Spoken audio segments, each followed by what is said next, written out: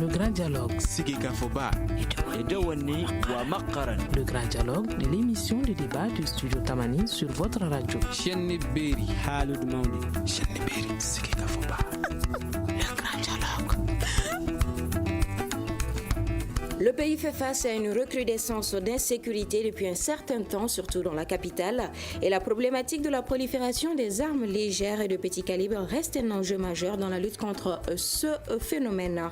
Nos invités pour débattre de ce sujet, El Hadji Youssouf Meiga, contrôleur général de police, chargé des armées et des fabricants d'armes au secrétariat permanent de lutte contre la prolifération des armes légères et de petit calibre, Monsieur El Hadji Ousmane Corneo, consultant sur les questions d'armes, Monsieur Mamadou Diouara du Forum des organisations de la société civile et Monsieur Alassane Koné, vice-président de l'association des fabricants d'armes. Je suis Fatmata Togola. Le grand dialogue. Bonsoir et bienvenue au Grand Dialogue. Face à l'insécurité grandissante dans la capitale et sa périphérie, le gouvernement a mobilisé un millier d'éléments de forces de sécurité et de défense pour faire face à la situation. Des dizaines de suspects ont été interpellés et plusieurs dizaines de pistolets automatiques, des fusils ainsi que des munitions ont ici été saisies. Nous ouvrons les débats avec vous, Monsieur Meiga. Qu'est-ce qui est à l'origine de la prolifération des armes à Bamako? Merci. Konaté et Togola, excusez. La problématique de la prolifération des armes légères et de petits calibres ne date pas en fait d'aujourd'hui. Depuis la rébellion de 1991, le Mali a entre guillemets, un peu perdu le contrôle de la circulation des armes. Cette rébellion a engendré une entrée massive et une très grande circulation des armes dans le territoire. Et en 91, peut-être vous vous rappelez certainement, il y a eu également les événements qu'on appelle les événements de 91, à la suite desquels événements, pratiquement tous les commissariats de Bamako ont été attaqués par des bandits, qu'on va appeler comme ça, qui ont pillé les commissariats et qui ont emporté toutes les armes qui se sont déversées dans la nature. Mais également, il y a le phénomène de crise dans les pays limitrophes, notamment la Côte d'Ivoire, la Sierra Leone, le Libéria ou la Guinée à côté. À l'issue ou à la fin de ces crises, généralement, beaucoup d'armes se sont déversées sur notre territoire. Donc vous savez chacun que on n'ignore pas la porosité des frontières. Également, il y a une autre problématique, c'est que le Mali était un pays de pratiques ancestrales où les fabricants d'armes artisanales ont toujours existé. Et ces fabricants d'armes artisanales également ont alimenté le marché urbain et rural de plusieurs sortes d'armes, de plusieurs armes. Donc au Mali, d'après une statistique de la Commission nationale de la lutte contre la prolifération des armes légères, il y a près de 343 fabricants d'armes artisanales, dont 67 à Bamako seulement. Donc, et tout cela est également prolongé et entretenu par la crise multidimensionnelle que notre pays connaît depuis 2012. D'accord. Okay. Également, oui. Vous m'excusez. Oui, allez-y. En 2012, il y a eu l'affrontement qu'on appelle béret rouge, béret vert. Il y a le camp de Kati et le camp des parachutistes de Djikoroni qui ont été également pillés et beaucoup d'armes continuent à circuler à travers le pays. D'accord. Merci. Et vous, M. Diouara, comment vous expliquez cette situation? Alors, merci déjà. Je pense que mon prédécesseur a mis le pied dans le plat en décrivant un peu que le problème de la circulation des armes ne date pas d'aujourd'hui. Qu'à chaque fois que ce pays a trébuché, les armes ont circulé et après on n'a jamais été capable de les récupérer, ni même souvent de les situer. Je crois qu'il y a toute une liste qui n'a pas voulu épuiser. Mais j'ajouterais simplement que les derniers événements qui se sont développés, quand je dis dernier, je parle de 2012 à nos jours, ont apporté une dimension largement supplémentaire. parce qu'on a, je vais dire, près de la moitié des réserves d'armes de l'armée malienne qui sont parties. Il y a eu les événements du 23 mai 2006 qui ont vu l'enlèvement de toutes les armes des bases de Kidal, de Menaka et d'autres localités emportées par les rebelles.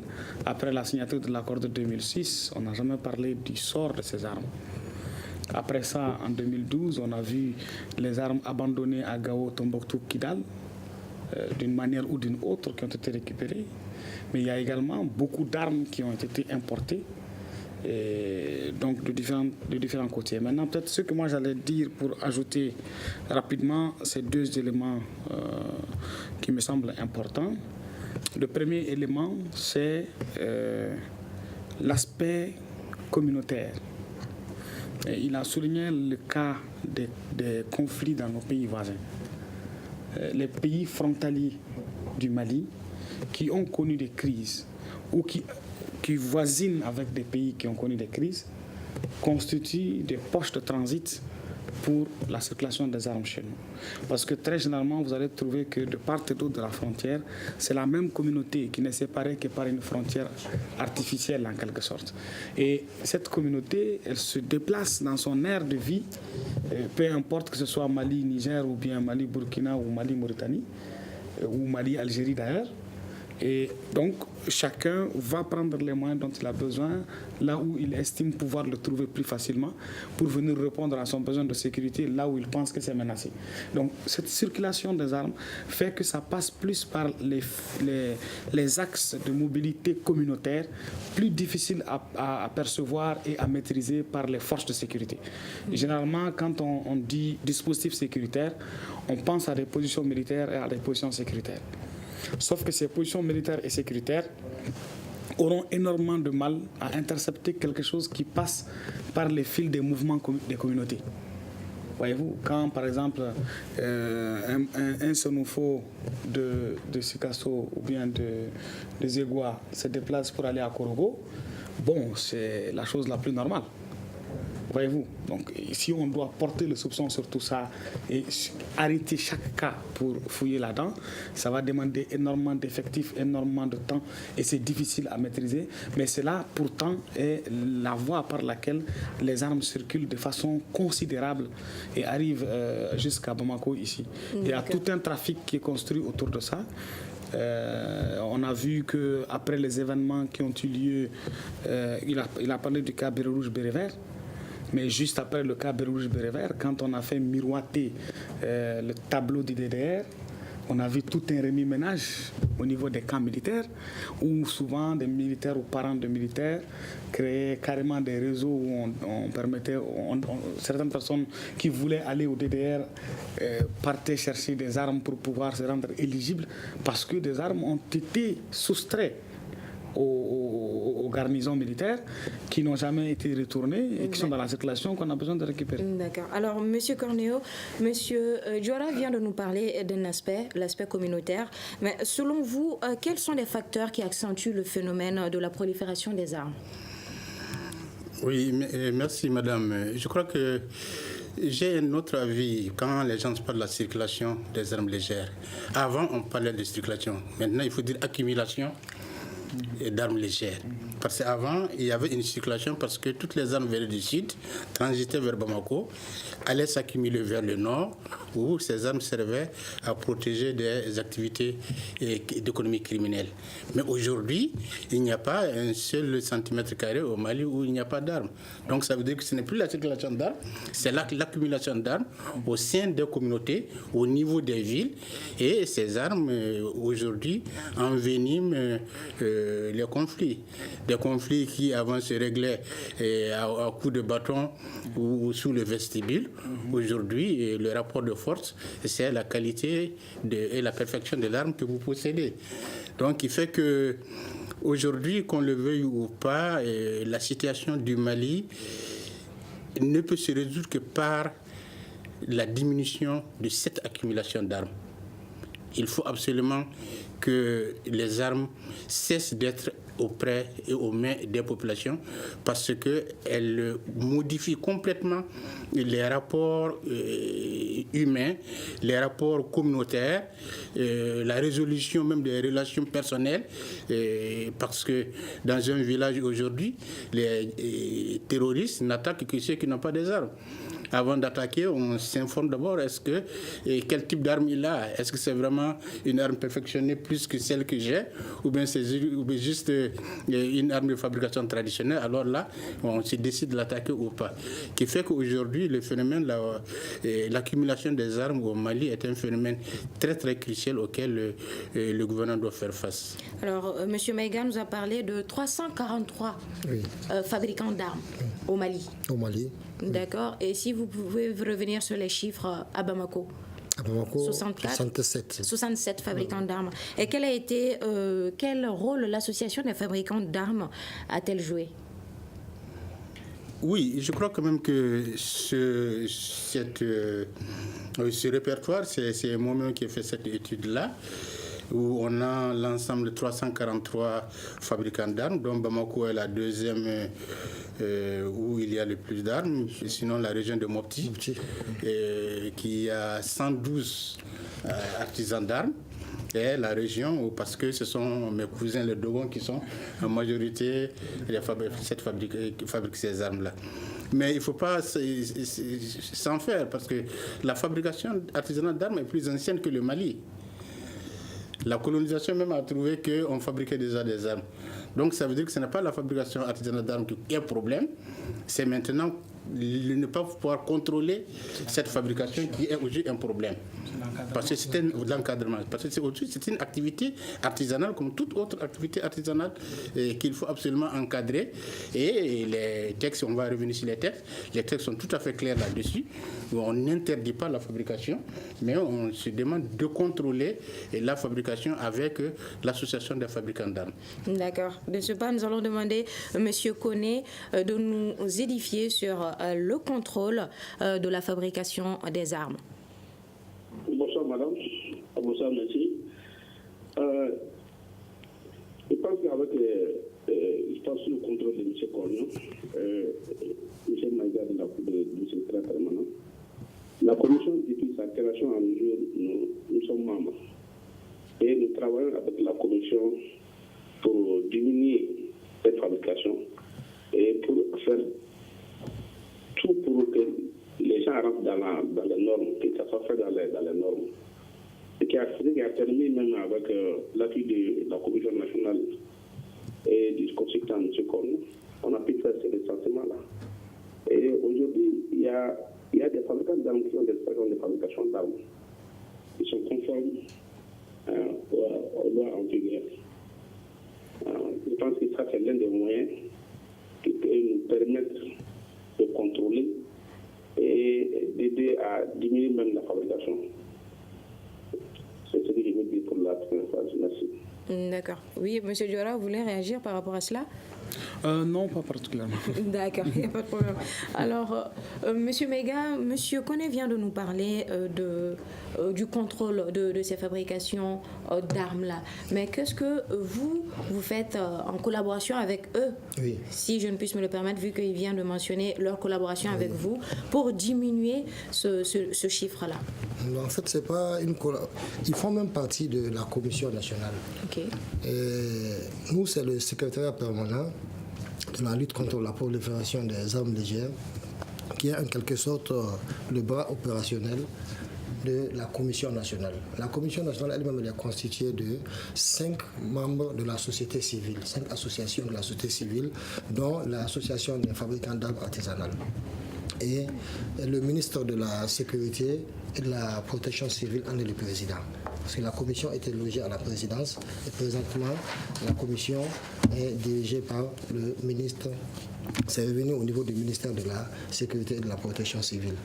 Donc avec les fabricants d'armes artisanales, nous sommes chargés parce qu'ils ont des autorisations de fabriquer ces armes artisanales. Donc on les a amenés à se constituer en association d'abord. Et puis maintenant, ils sont connus, les différents ateliers sont connus et on a procédé au système de marquage comme on fait au niveau des armes des forces de défense et de sécurité, à ce que chaque arme fabriquée par eux puisse être marquée. La date de fabrication, le modèle de l'arme, la personne même à laquelle l'arme est vendue. Donc ils tiennent des registres présentement. Mais est-ce que ces registres-là sont respectés? Ces registres sont respectés dans une certaine mesure parce qu'on est à un début.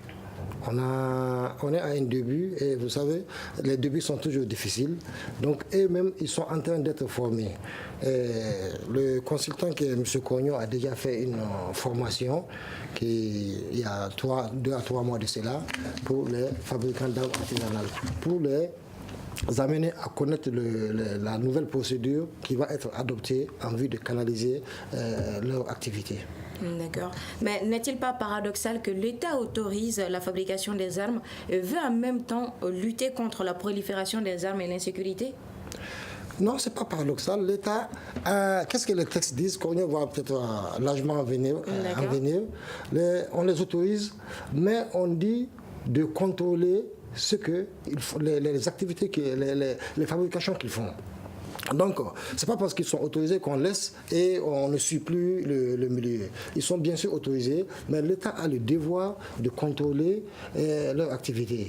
Maintenant, la prolifération des armes, c'est le plein droit de l'État de lutter contre cette prolifération. Ce n'est pas parce qu'il y a une autorisation ici que même ceux qui fabriquent de façon industrielle les armes le contrôlent. Donc ça, c'est un devoir de l'État et ce n'est pas antinomique que l'État accepte, donne des autorisations et contrôle la prolifération. D'accord. Alors, M. Koné, diriez-vous que tous les membres de l'association des fabricants d'armes respectent les clauses contenues dans les permis de fabrique? Monsieur Koné, vous êtes avec nous? Oui. Alors, je suis avec vous. Oui. Je vous dis que vous savez, on a, avec l'appui de la commission et du consultant Cognon, après le recensement, maintenant on est à une phase de formation pour le marquage. Le marquage dont le commissaire a parlé déjà est à son stade préliminaire. C'est-à-dire qu'on a fait une formation au cours de laquelle le consultant a montré le modèle de marque qu'on peut mettre sur les armes. Maintenant, il faudrait former les gens à ce marquage-là. Et quand ce marquage sera fait, on peut dire qu'à ce moment, tout le monde respecte strictement tout ce qui a été dit.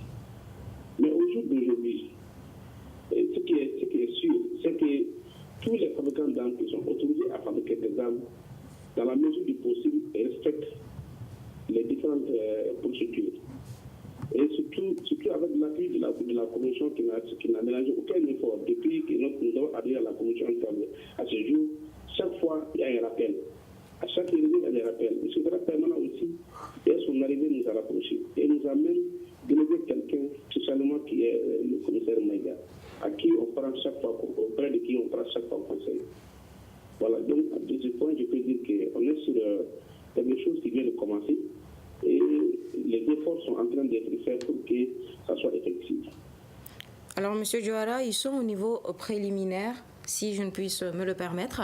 Mais avant que ça n'aille loin, est-ce que cette situation peut impacter sur la population? Bon, je crois que M. Cornio a bien fait de le dire. La fabrication d'armes est plus vieille que le Mali post-colonial. Pour être précis, c'est de tradition dans bien des localités que de fabriquer des armes. Donc la question ne se pose pas à ce niveau, elle se pose au niveau de l'encadrement. Maintenant, où est-ce que ça devient problématique au regard du contexte actuel? C'est qu'on sait aujourd'hui qu'il y a des belligérances assez prononcées entre des communautés. Certaines communautés ont plus de fabricants d'armes que d'autres.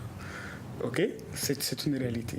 Donc, si l'encadrement n'est pas vigilant, naturellement, ça peut virer. Comme n'importe quel. C'est comme par exemple, même les armes détenues par l'armée, s'il n'y a pas un bon encadrement, ces armes peuvent tomber entre les mains de personnes peu recommandables et devenir du coup une source de danger pour les gens. Donc, effectivement, on ne peut pas nier qu'il y a un potentiel de danger, mais je pense encore une fois que le processus en cours qui permet à la commission dont l'association des fabricants est membre de faire un suivi de ces gens, de les former et de les encadrer et de permettre que des registres soient tenus, c'est déjà un début pour pouvoir bien encadrer.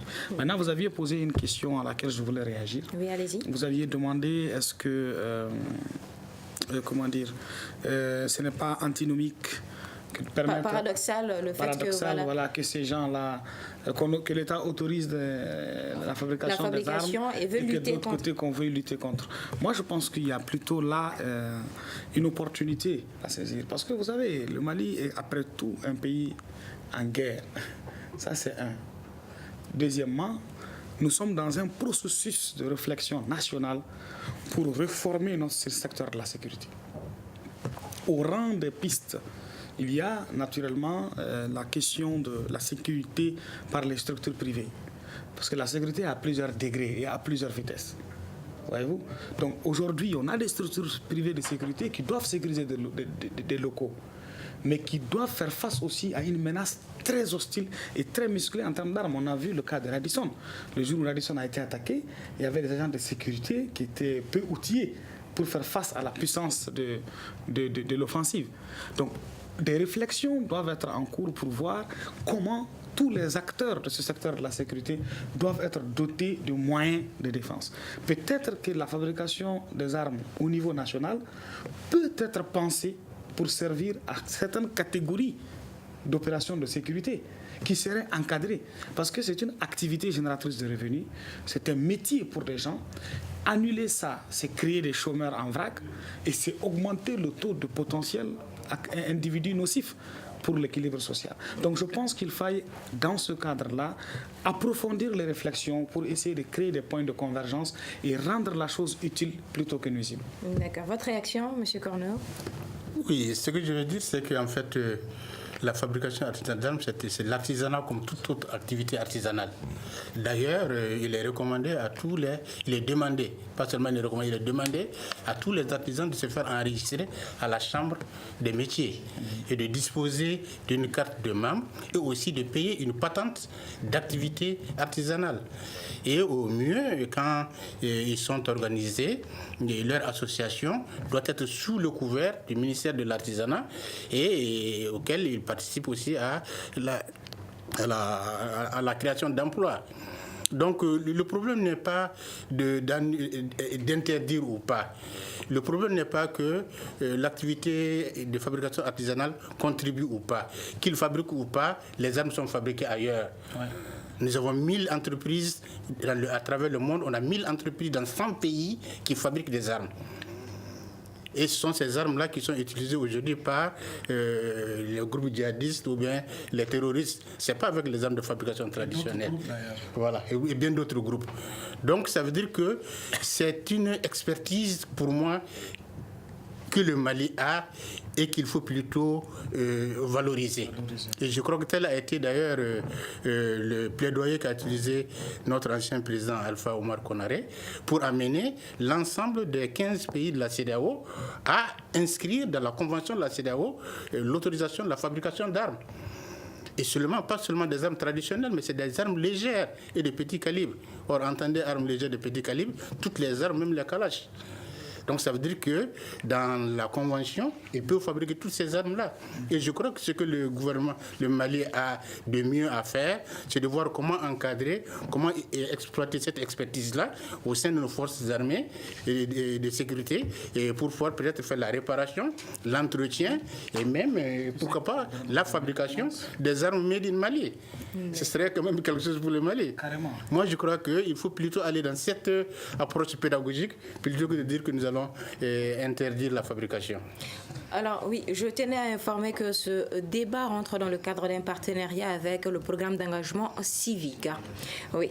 Alors oui, M. Maïga. Non, c'est juste pour abonder dans le même sens que ce n'est pas l'interdiction que l'État qu'on doit faire, mais c'est l'encadrement, il est très important. C'est surtout l'encadrement à travers les structures de l'État, bien sûr, pour que les thèmes qui autorisent cette fabrication soient respectés. D'accord. Alors, de ce pas, nous allons demander à M. Koné de nous dire plus sur dans quel contexte l'État octroie-t-il les permis de fabrication d'armes? Les permis de fabrication d'armes sont octroyés après une enquête. Il y a une liste de dossiers qu'on doit fournir et il y a beaucoup de services qui sont impliqués même pour fournir ces dossiers-là. À travers la confection des dossiers, maintenant, on fait une demande. Une demande qui est sous couvert du gouverneur de la localité et adressée au ministre de la Sécurité intérieure. C'est le ministre de la Sécurité intérieure qui est habilité à donner l'autorisation et à déterminer dans l'autorisation quel type d'arme la personne peut fabriquer. Voilà, généralement, c'est comme ça.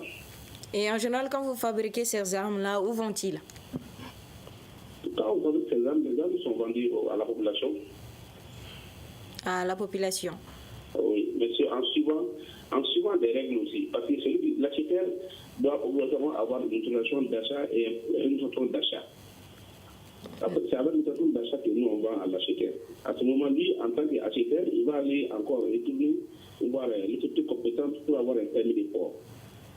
Mais même si vous faites des enquêtes avant de vendre ces armes-là, ou s'il y a des permis, est-ce que vous ne passez pas par des difficultés ou s'il n'y a pas de risque de revente de ces armes-là au marché noir? Bon, vous savez, parce que ceux qui viennent nous voir avec l'autorisation d'achat ont déjà aussi été objet d'enquête. Parce que quand tu fais la demande d'autorisation d'achat aussi, c'est même quelqu'un qui est mené autour de toi pour savoir si la personne est habilitée à posséder une arme ou pas.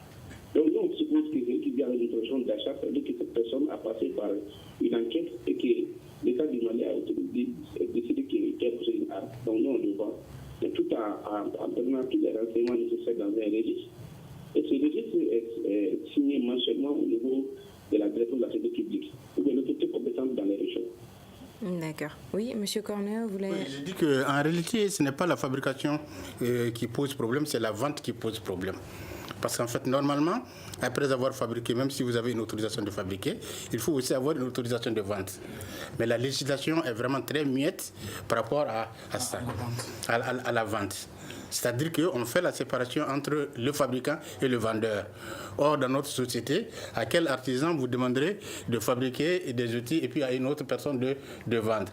Mais maintenant, l'approche qu'ils utilisent, c'est d'avoir quand même des registres d'enregistrement, d'abord de leur fabrication, aussi d'enregistrement de l'identité de ceux à qui ils vendent ces armes-là. Mais la nouveauté quand même et l'amélioration du processus, c'est le marquage de l'arme.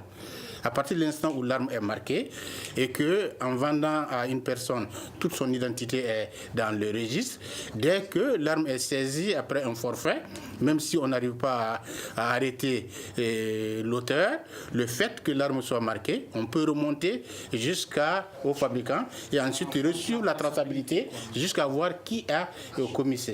Donc je crois que cette innovation qu'on est en train d'apporter pour pouvoir parer un peu à cette difficulté de fabriquer et ne pas vendre.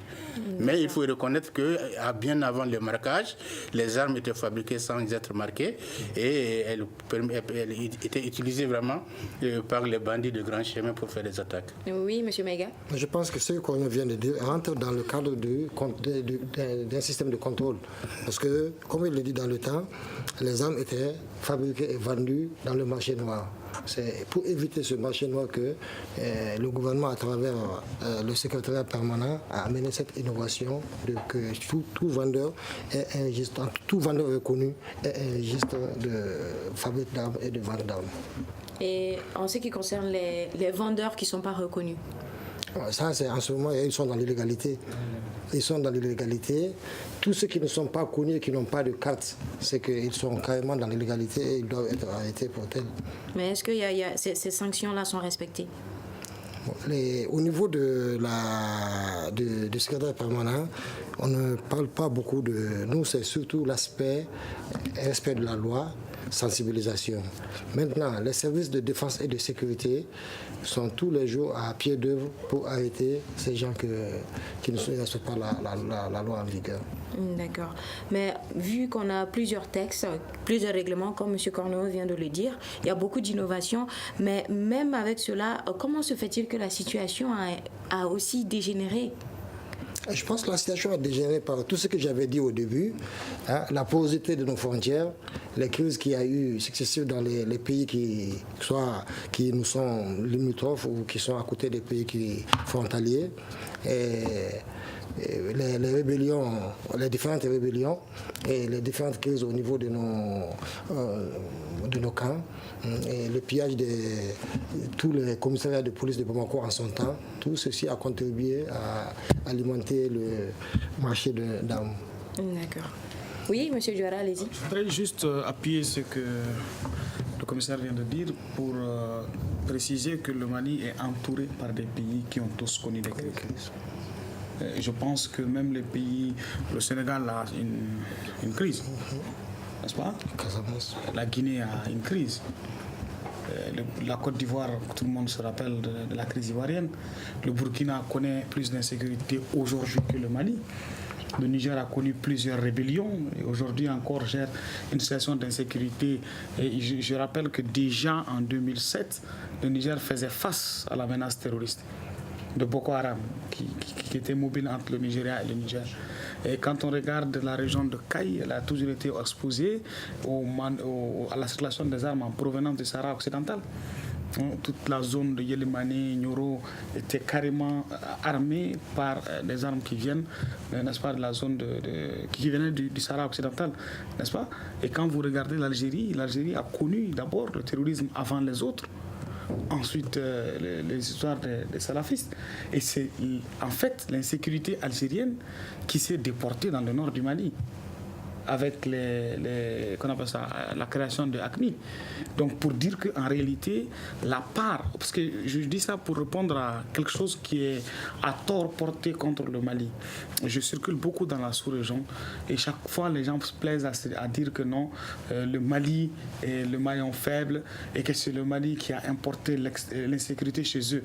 En réalité, c'est faux. C'est faux. À tous les coups, tous les actes d'insécurité qui sont dans la région, il faut dire que c'est les rébellions et l'instabilité dans les autres pays qui a progressivement travaillé sur le Mali jusqu'à ce que finalement, à force de résister, on a lâché. Et aujourd'hui, chacun a le même problème chez lui. Donc c'est vraiment faux quand on dit que c'est le Mali qui crée l'insécurité chez les voisins. C'est vraiment un argument qui ne tient pas du tout et que je pense qu'il faille absolument rejeter et clarifier. D'accord. Alors, M. Corneau, vous avez parlé des textes nationaux, mais si vous pouvez mieux nous parler des textes internationaux concernant la fabrication des armes. Oui, je crois que par rapport aux textes nationaux, nous avons actuellement une loi qu'on appelle la loi de 2004. Donc ça veut dire que de l'indépendance du Mali jusqu'à 2004, la gestion des armes était régie par un texte antérieur même à notre indépendance. Et qui, d'abord, je dis, qui interdisait la fabrication, bien qu'entre cette période-là, pendant cette période, il y a eu des autorisations de fabrication. Mais à partir de 2004, il y a eu un texte et en 2005, il y a un décret d'application. Et ce texte, comme le décret d'application, sont aujourd'hui complètement dépassés par l'environnement sécuritaire. Ce texte ne parle que des armes blanches, c'est-à-dire que pour avoir un couteau, pour fabriquer un couteau, pour vendre un couteau, il faut avoir une autorisation du ministère. Vous voyez que ça veut dire que c'est complètement dépassé. Mais il faut reconnaître que chemin faisant, l'environnement sécuritaire ne s'est pas seulement dégradé au Mali, mais c'est toute la sous-région. Et l'Afrique de l'Ouest, la CEDEAO a mis en place une convention qui est encore plus complète que notre texte et qui, cette fois-ci, autorise tous les États de la CEDEAO à la fabrication, mais au contrôle des ALPC. Les ALPC, j'ai dit qu'entendez par ALPC, même des Kalachnikov, des mitrailleuses lourdes, tous, des revolvers, des pistolets et pistolets automatiques. Tout ça, ce sont des armes légères de petit calibre. Or, la Convention de la CEDEAO autorise les fabricants d'armes locaux à les fabriquer, mais seulement aux États de les contrôler et aussi d'en faire des registres d'abord de fabricants locaux et de faire en telle sorte qu'au niveau de chaque fabricant local, qu'il y ait un registre que les autorités pourront suivre la fabrication et la réparation. Donc, il fait que initialement, c'était seulement au Mali, dans la sous-région où la fabrication était autorisée, mais aujourd'hui, dans les 15 pays de la CEDEAO, sous le leadership encore du Mali, c'est autorisé, mais on demande aux États de le contrôler. D'accord. Alors, Monsieur Koné, est-ce que tous les membres de l'association ont connaissance de ces textes-là, que ce soit nationaux et internationaux? Bon, vous savez que la plupart des membres de mon association sont des analphabètes. C'est-à-dire que c'est des gens qui n'ont pas été à l'école du colonisateur. Mais est-ce que des méthodes ont été mises en place pour qu'ils puissent mieux comprendre la situation? Oui, maintenant, avec l'accompagnement de la commission, on a fait beaucoup d'ateliers. Et ces ateliers sont en train d'être animés maintenant en Bambara pour qu'ils puissent bien comprendre. Mais il y a un phénomène qui est là. C'est quoi? C'est qu'aujourd'hui, nous, on fait face à une situation qui est quoi? C'est-à-dire les fabricants, tout arme que la police reçoit aujourd'hui, des mains des bandes ou de n'importe qui, automatiquement, on voit nous les fabricants d'armes du Mali. Pourtant, il y a des fabricants d'armes aussi dans d'autres pays, comme le Burkina, la Guinée et la Côte d'Ivoire. Et ces armes rentrent au Mali. Mais vu qu'il y a un registre qui a été mis en place, je viens. Oui. Je viens. C'est-à-dire qu'ils ne sont pas concernés par ce registre-là. Donc, on suppose que, c'est-à-dire que n'importe quelle arme artisanale qu'on reçoit, que la police reçoit à travers l'arrestation d'un individu, parce qu'il n'y a pas de marque là-dessus qui montre que c'est fabriqué au Mali, ou bien c'est fabriqué en Guinée, ou bien c'est fabriqué en Côte d'Ivoire. C'est pourquoi nous, on attend avec impatience l'effectivité de la formation par rapport au marquage. Parce que de ce fait-là, on saura réellement tous les armes artisanales qu'on voit au Mali ici, sont-ils fabriqués au Mali ou bien s'ils sont d'une provenance. Voilà. Maintenant, par rapport au texte, l'effort a été fait. Beaucoup de gens ont pris connaissance avec le texte. Mais il faut encore des formations. Il faut encore les expliquer encore. Parce que les premières formations ont été faites généralement en français.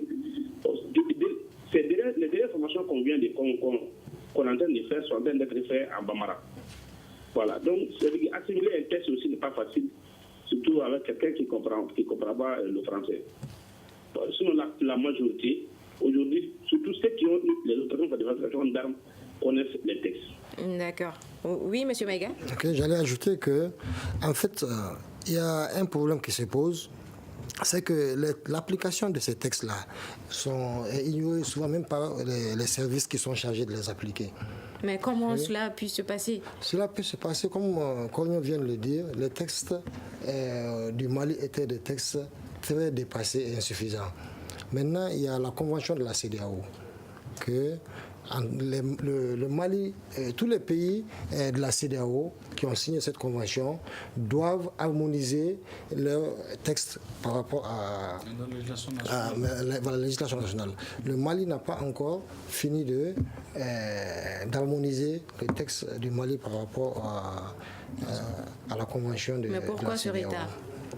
Bon, ce retard, vous savez, depuis les événements de 2012, il y a tellement de ralentissement dans beaucoup de choses qu'il faut prendre les choses une à une. Et je pense que ça sera fait bientôt. D'accord. Oui, M. Cornéo. Oui, ce que je voulais dire, c'est qu'en fait, il n'y a pas seulement que les artisans qui ignorent les textes et leur contenu, mais même les services chargés de faire ce contrôle, on a constaté qu'ils ignorent. Nous, dans le cadre de l'élaboration du plan d'action des armes légères 2019-2023, nous avons organisé un atelier dans chacune des régions de Caille à Kidal. Et au cours de ces ateliers, les participants, c'était vraiment l'administration, les forces de défense et de sécurité. Et le taux de ceux la question a été posée, à savoir ceux qui savent l'existence et le contenu de la législation sur les armes. Et la moyenne est de moins de 5% de ceux qui le savent. Or, la majorité, c'était des officiers, c'était des préfets, des sous-préfets et des responsables qui sont normalement en charge de faire le suivi, le contrôle et l'application. Qui fait que autant il est nécessaire de diffuser ce texte au niveau des artisans, autant il est aussi absolument nécessaire que ceux qui sont chargés de suivre l'application et le contrôle en soient aussi informés et formés. Et tout ça, je crois que la Commission l'a inscrit dans son plan d'action. D'accord. Alors, M. Diawara, vu qu'il y a tous ces textes-là, en termes de solutions, quelles sont les attentes de la société civile ? Les attentes de la société civile, c'est principalement de voir le front social plus apaisé. Cela voudrait dire que d'abord, on mette la législation en harmonie avec le contexte actuel. Secondo, qu'on renforce l'encadrement parce que on le sait, c'est pas un secret au Mali. Une chose est de faire des lois, et une autre est de les mettre en application. Je pense qu'il est important que nous écoutions le langage du sort.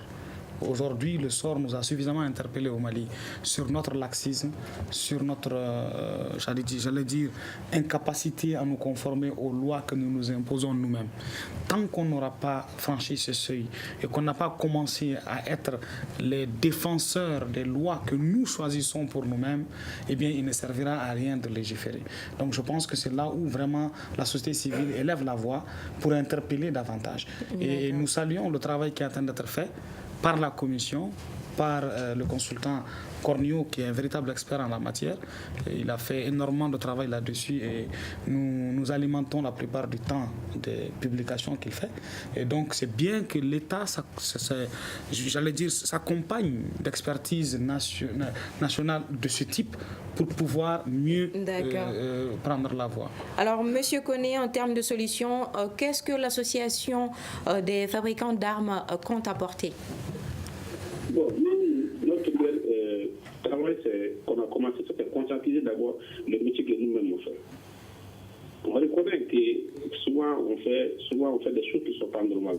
Mais avec le central permanent et surtout avec l'appui du consultant, on veut d'abord, on essaie de tout faire pour que le métier là soit bien conscientisé. Aujourd'hui, on a fait un grand pas par rapport à ça.